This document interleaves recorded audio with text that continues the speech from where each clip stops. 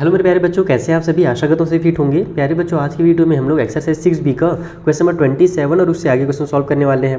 27 और जो क्वेश्चन है ना, यहाँ पे बीच में दे दिया गया है। एक्चुअल में इस टाइप से क्वेश्चन हमने क्वेश्चन नंबर 17 में भी आपको सॉल्व करना सिखाया था, जहाँ पर एक्स एक्सिस में अगर कोई भी पॉइंट्स बन रहे हैं या फिर दो पॉइंट्स जो है एक लाइन बनाती है, और वो जो लाइन सेगमेंट अगर किसी भी एक्स एक्सिस के द्वारा या वाई एक्सिस पर कटता है, तो मैंने आपको वहाँ पर उसका बेसिक कॉन्सेप्ट समझाया था कि अगर एक्स एक्सिस में कटता है तो वाई जीरो हो जाता है और वाई एक्सिस में कटता है तो एक्स जीरो हो जाता है। तो वो वीडियो आप लोग देख लेना, यहाँ पर क्वेश्चन नंबर 17-18 वाला, तो आपको इसका बेसिक कॉन्सेप्ट क्लियर हो जाएगा और फिर ये 27 वाला आपको बहुत इजीली समझ में आ जाएगा। यहाँ पर हम इसको डायरेक्ट सॉल्व करेंगे और इसी तरीके से जो आगे क्वेश्चन रहेंगे उनको मैं बेसिक कॉन्सेप्ट के साथ समझाऊंगा आपको। तो चलिए स्टार्ट करते हैं। मेरी तबीयत थोड़ी सी ठीक नहीं है, लेकिन कोई बात नहीं, आप लोगों का प्यार मुझे पढ़ाने के लिए प्रेरित करता है, और अगर आप लोग मेरा वीडियो शेयर करोगे तो मैं और ज़्यादा मोटिवेट हो जाऊँगा। तो चलिए स्टार्ट करें और 27 वाला को सॉल्व करते हैं जल्दी से।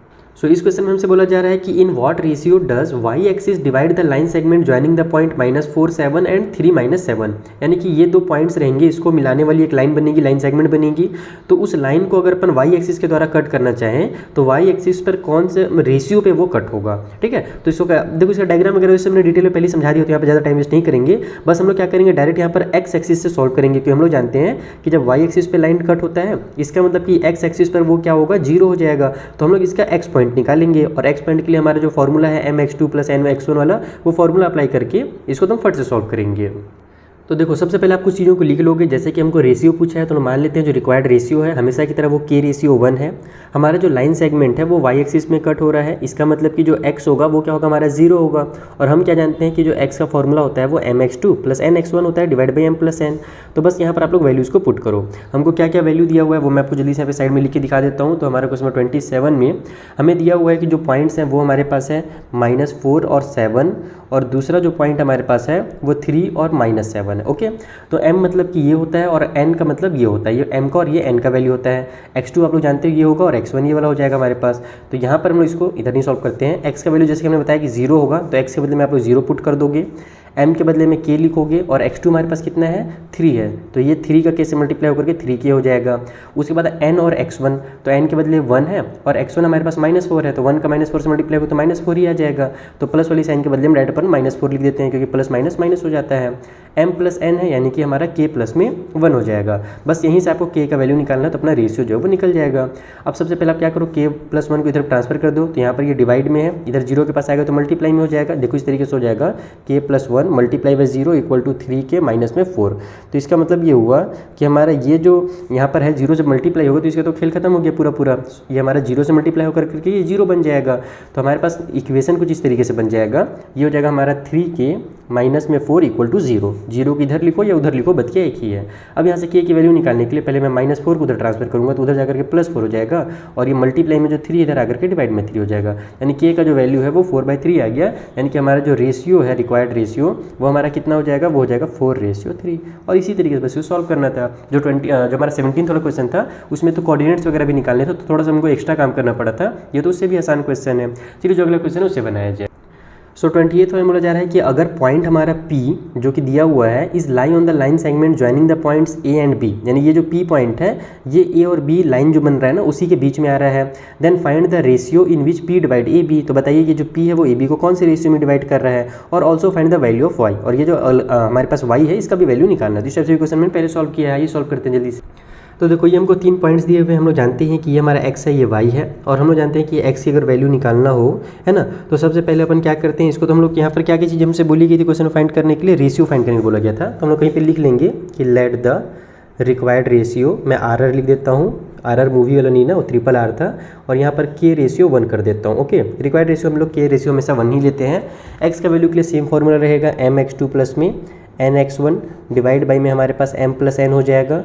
तो ये देखो, जो पहला पॉइंट है ये ऑटोमेटिकली ये x का ही वैल्यू दिया रहता है और ये y रहता है, तो x के बदले में अपन 1/2 पुट कर देंगे, इक्वल टू साइड में m के बदले में k, और x2 कितना भी है तो -7 है, तो ये हो जाएगा -7k। ओके, फिर nx1 है, तो हमारा x1 3 है और ये n है, सॉरी ये n बोल रहा हूँ, ये हमारा n है, तो ये हो जाएगा 3 × 1 = 3, तो यहाँ पर +3 डायरेक्ट लिख दो आप लोग। नीचे में m + n है तो k + में 1 हो जाएगा। यहाँ से आप लोग को k का वैल्यू मिल जाएगा, यानी रिक्वायर्ड रेशियो मिल जाएगा, और उसको पुट करोगे ना तो y का वैल्यू निकल जाएगा। देखो कैसे, सबसे पहले k+1 को यहाँ 1 से मल्टीप्लाई करा दो तो ये हो जाएगा हमारे पास k+1, जब 1 से मल्टीप्लाई हो तो k+1 ही आएगा। और ये जो डिवाइड में 2 है इसको इधर ले जाओ तो यहाँ पर ये मल्टीप्लाई हो जाएगा तो ये बन जाएगा हमारे पास 2 7 जा 14 तो -14 के और 2 3 जा 6 हो जाएगा तो प्लस में 6। समझ में है ना, हमने क्या किया, हमने क्रॉस मल्टीप्लिकेशन कर दी इस तरीके से। अब हम लोग क्या कर सकते हैं, k को इकट्ठा कर सकते हैं तो इस k को इधर ले जाओ, 1 को उधर ले जाओ तो ये हो जाएगा k प्लस में 14 के, क्योंकि उधर माइनस में था, 6 और माइनस में 1 हो जाएगा तो ये आ गया हमारे पास 15k इक्वल टू हो जाएगा हमारे पास 5। सो k का जो वैल्यू होगा वो हो जाएगा 15 डिवाइड बाई में, सो k इक्वल टू हो जाएगा 1/3। ये हमारा रिक्वायर्ड रेशियो निकल गया। आप लोग यहाँ पे चाहो तो लिख भी सकते हो कि हमारा जो RR है उसका वैल्यू जो है 1:3 है। अब आप क्या करोगे कि y की वैल्यू निकालने के लिए हम लोग क्या जानते हैं कि y इक्वल टू हमारा होता है my2 प्लस में ny1 और डिवाइड बाई में फिर यहाँ पर भी m+1 होता है, सॉरी m+n होता है यानी कि।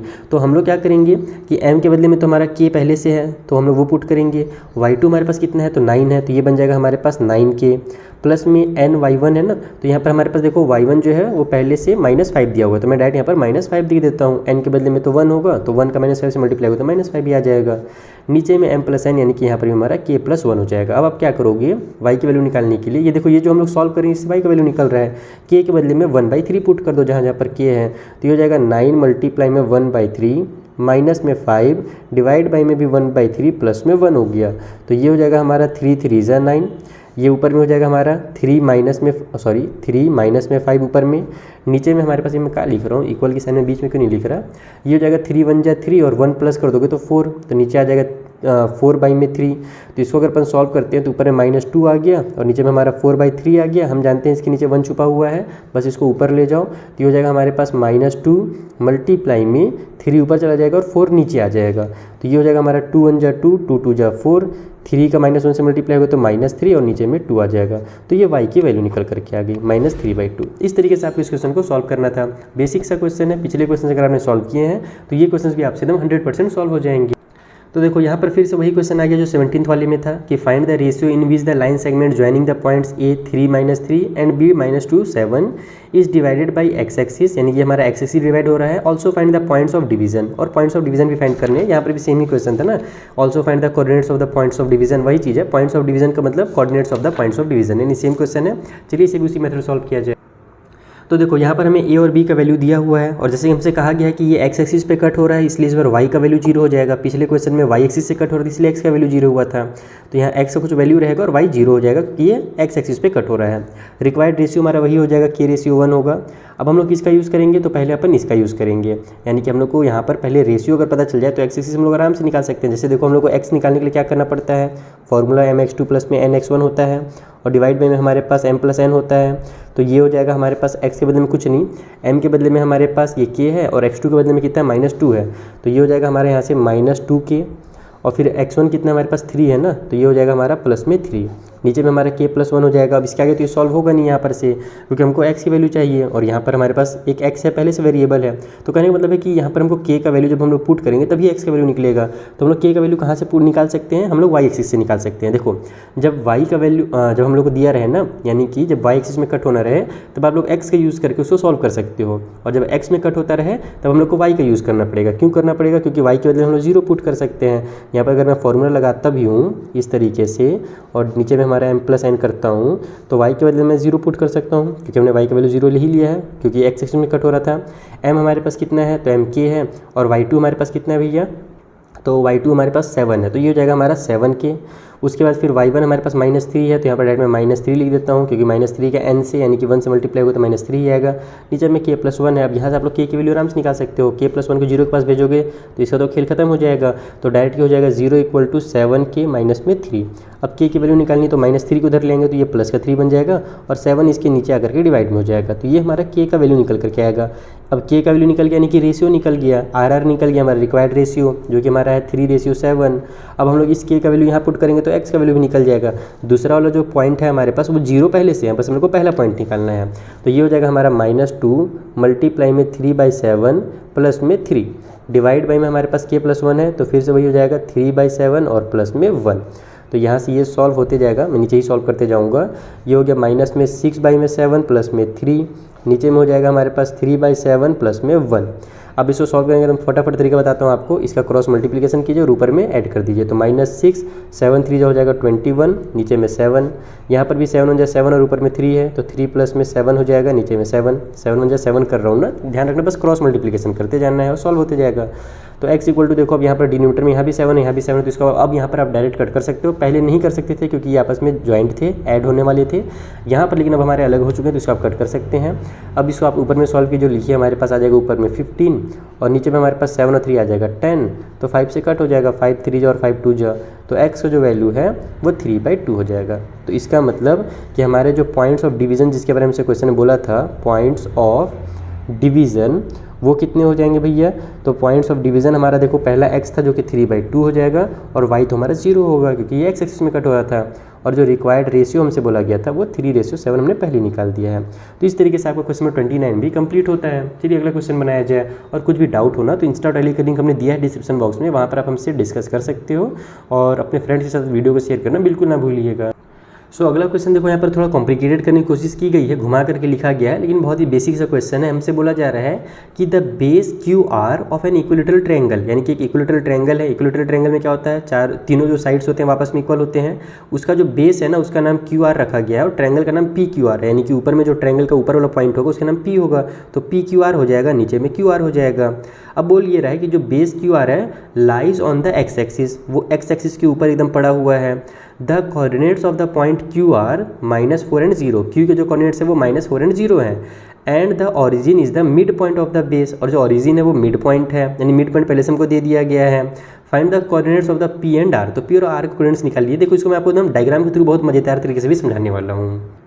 तो देखो हमने नंबर लाइन आपको बताया ही है कि ये हमारा एक्स एक्सिस होता है और ये हमारा वाई एक्सिस होता है। सबसे पहले इसके ऊपर एक ट्रायंगल बन रहा है, और ट्रायंगल का जो बेस क्यू आर है, देखो ट्रायंगल का नाम पी क्यू आर है, इस तरीके से पी क्यू आर होगा, और इसका जो बेस क्यू आर है ना वो एक्स एक्सिस पर है, तो ये हमारा एक्स एक्सिस होता है ना, तो इसके ऊपर ही क्यू आर है, और वो इस तरीके से है कि जो ओरिजिन है, ओरिजिन यानी ये वाला पॉइंट, इसको ओरिजिन कहा जाता है, ये जो है उस बेस का मिड पॉइंट है। यानी देखो कुछ ट्रायंगल जो है ना हमारा इस तरीके से बनेगा, अगर मैं यहाँ से बनाऊँ इक्विलेटरल ट्रायंगल ऐसे और ऐसे, तो ये जो आपको दिख रहा है ना ये हमारा इक्विलेटरल ट्रायंगल जिस बारे में बोला गया है, जिसमें ये P होगा, ये Q होगा, ये R होगा। Q के कोऑर्डिनेट्स हमको दिए हुए हैं, कितने दिए थे, -4 और 0 दिए हुए थे। R के कोऑर्डिनेट्स हमको पता नहीं है, तो हम लोग क्या करेंगे, देखो चूंकि ये भी हमारा एक्स एक्सिस में बना हुआ है QR, तो R भी जो होगा इसके लिए Y हमारा 0 हो जाएगा, और X का कोई ना कोई वैल्यू होगा, तो X और 0 हो जाएगा हमारे R के कोऑर्डिनेट्स। ये जो P है इसके कोऑर्डिनेट्स क्या होंगे, तो P हमारा क्या बनेगा भैया, ये ऊपर से y एक्सिस में बन रहा है, क्योंकि देखो ये मिड पॉइंट था ना, तो एकदम मिड पॉइंट से सीधा ही बनेगा हमारे पास, क्योंकि इक्विलेटरल ट्रायंगल है।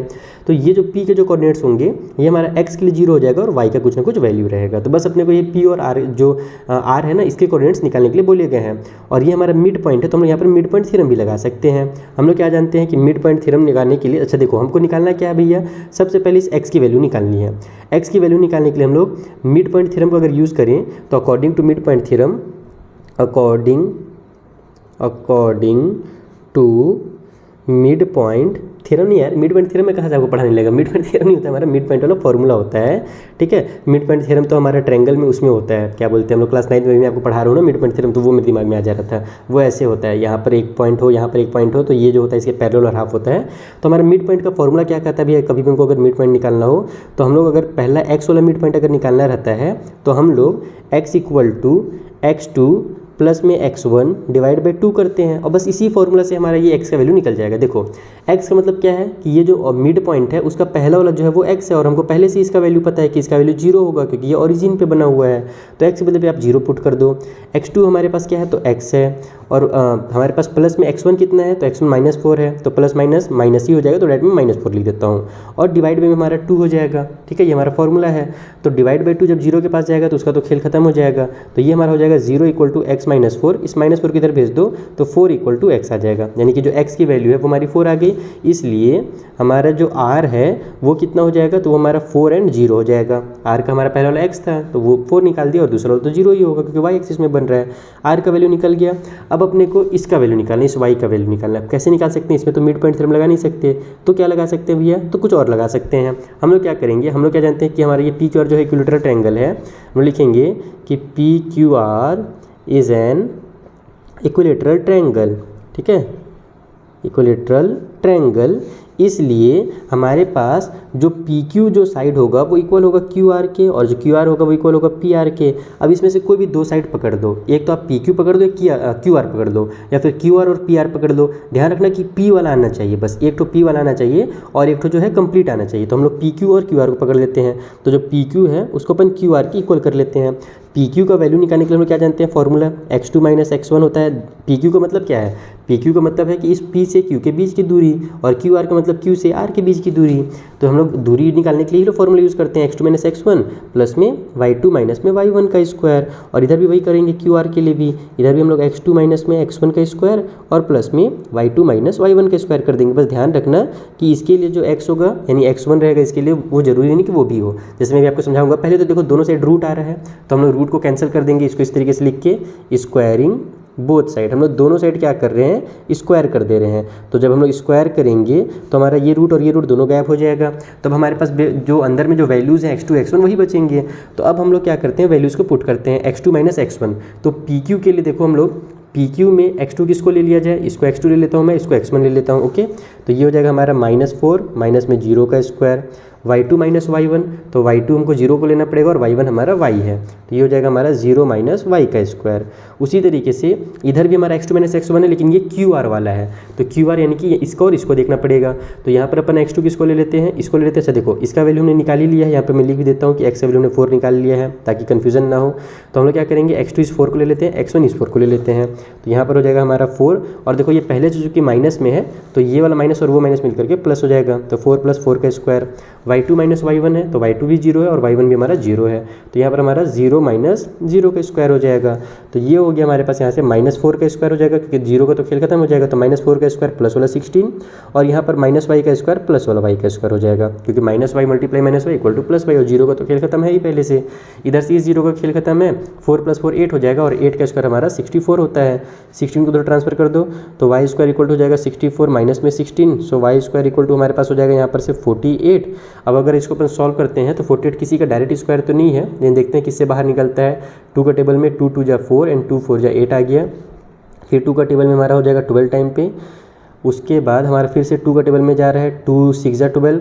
फिर हमारा 2 का टेबल में जा रहा है, 2 × 3 = 6, और फिर 3 × 1 = 3 हो रहा है, यानी 2 बाहर निकल जाएगा 2 बार और 3 अंदर रह जाएगा। इसको हम लोग ऐसे लिखेंगे, y इक्वल टू रूट के अंदर 48, और ये रूट के अंदर जो 48 है ये इस तरीके से बाहर निकलेगा। 2 और 2 बाहर निकल जाएंगे तो 4 बन जाएगा, 2 × 2, और ये 3 अंदर रह जाएगा। और ध्यान रखना कि कभी हम लोग रूट से जब बाहर निकालते हैं तो वो प्लस माइनस में निकलता है, इसीलिए आपके बुक में प्लस और माइनस दोनों में आंसर दिया हुआ y का वैल्यू। यानी कि जो p के आपको कोऑर्डिनेट्स लिखने हैं, आपको इस तरीके से लिखने हैं। पहला वाला तो 0 है, और y का वैल्यू एक बार प्लस वाला लिखोगे, यानी कि प्लस वाला 4√3, प्लस की साइन नहीं भी लगाओगे तो भी चलेगा, या फिर और करके लिखोगे 0 और -4√3, यानी कि प्लस माइनस कुछ भी हो सकता है। तो इस तरीके से हमारा ये जो क्वेश्चन है ये सॉल्व होगा। तो आई होप आपको ये सारे क्वेश्चन जो मैंने इस वाले वीडियो में कराए वो अच्छे समझ में आ गए। प्यारे बच्चों, मिलते हैं हम लोग नेक्स्ट वीडियो में, जहाँ पर जो आगे क्वेश्चन है ना उसे भी मैं आपको इसी तरीके से बेसिक कॉन्सेप्ट के साथ सॉल्व करना सिखाऊंगा। तब तक के लिए थैंक यू फॉर वॉचिंग, और वीडियो अगर पसंद आया हो तो फ्रेंड्स के साथ जरूर शेयर कीजिएगा। Thank you once again.